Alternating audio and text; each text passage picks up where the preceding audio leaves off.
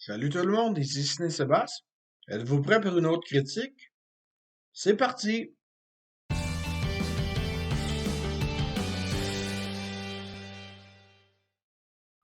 Fear Street, 1994, est adapté des célèbres romans de l'auteur suivant, R. L. Stein. Et qui est ce monsieur? C'est celui qui a écrit les fameux romans Goosebumps, Chair de poule. Et ces romans-là ont été adaptés en deux films avec Jack Black. Donc, autant Goosebumps était pour enfants, autant Fear Street est plus pour adolescents et adultes. Donc, on va vraiment dans un point de vue différent pour ce qui est de la trame du film. Donc, c'est une bonne chose en soi. Donc, ce film est la première partie d'une trilogie et l'action se déroule en 1994 alors que on suit l'aventure de plusieurs jeunes gens qui habitent dans la ville de Shady Side. Cette fameuse ville est maudite à cause d'une sorcière qui aurait été tuée en 1666. Et tout le monde essaie de comprendre pourquoi la ville est maudite.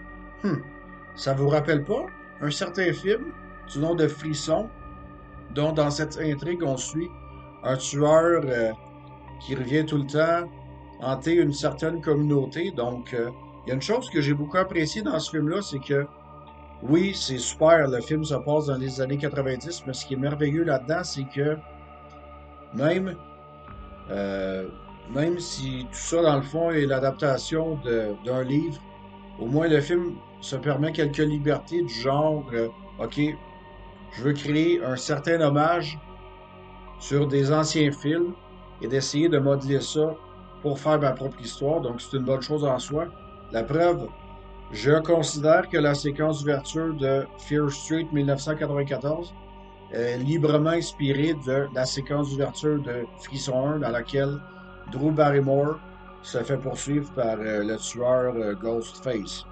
Et il y a bien sûr quelques éléments par rapport à deux, trois trucs du genre le deuxième volet qui sort prochainement se déroule en 1978 et là-dedans, ça se passe dans un camp, donc on fait référence à Vendredi 13 et pour le troisième film, ça se déroule en 1666, donc on fait référence aux histoires de sorcellerie, donc c'est vraiment une très bonne idée.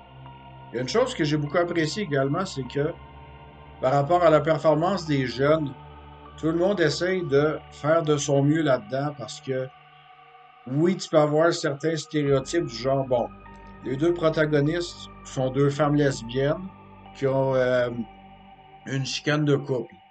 Une est blanche, une est noire et tous les deux, ça va pas bien dans leur vie, pardon, bla bla bla, vous voyez le genre un peu, bon. Mais au bout du compte, quelle importance qu'est-ce que ça peut donner? Puisque le climat, l'ambiance du film, c'est vraiment ça qui fait la beauté de ce film.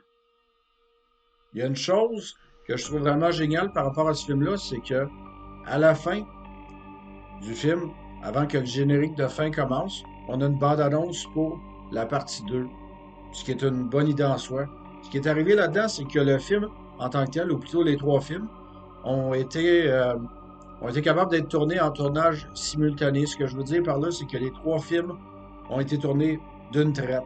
Un peu comme Le Seigneur des Anneaux avec la trilogie de Peter Jackson, ou Le Hobbit avec la trilogie également de Peter Jackson. Donc, c'est exactement la même chose. Une autre chose que j'ai beaucoup appréciée, c'est par rapport à son côté gore. Peut-être que sur le coup, le film n'est pas excessivement violent.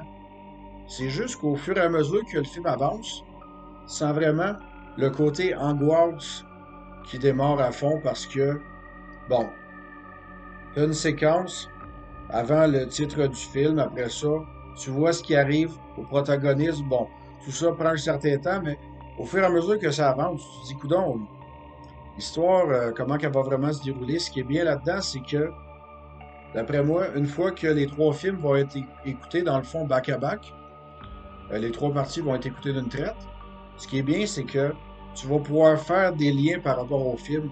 Parce que dans ce film-là, les dates 1978 et 1666 sont mentionnées à quelques reprises. Donc, je considère que si vous êtes fan de ce genre de film-là, Vous pouvez peut-être vous taper chaque film quand ils sortent, ou plutôt les trois films d'une traite. Et c'est pas vraiment des films à très grande durée, on parle de 1h45 par film, donc c'est vraiment super. La seule chose que j'aurais apprécié que le film soit fait différemment, c'est par rapport à tout ce qui est des protagonistes. Oui, certaines personnes ont leurs problèmes, mais pour moi, pas que ça a juste comme pas d'importance, mais on en revient toujours au cliché de bon, je suis un ado avec mes problèmes, je suis en conflit avec mon ex va finalement fréquenter un gars, on est en froid, on se parle plus.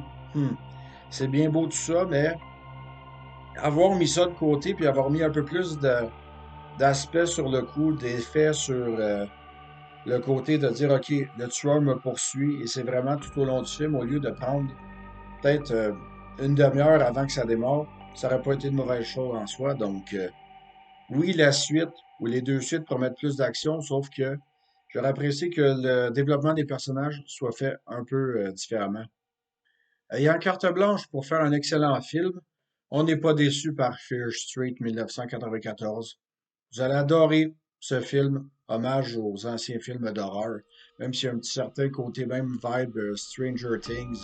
Vous allez apprécier que ça se déroule dans les années 90 parce que oui, on voit plusieurs choses telles que des anciens centres d'achat délabrés, des pagettes, des anciens ordi, tout ça pour nous rappeler ce que c'était la belle époque des années 90. Vous ne serez pas déçus.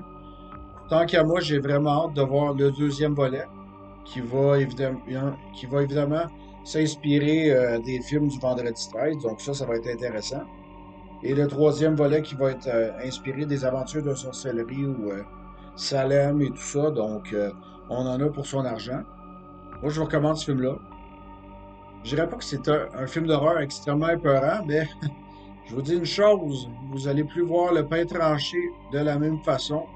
Je veux pas vous en dire plus, mais préparez-vous à être pas mal surpris. Donc, je lui donne une très bonne note de 7,5 sur 10.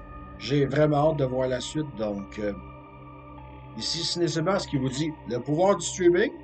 Et je vous dis à la prochaine. Donc, ne manquez pas Fear Street. Vous ne serez pas déçus. Donc, bonne soirée. Bye bye.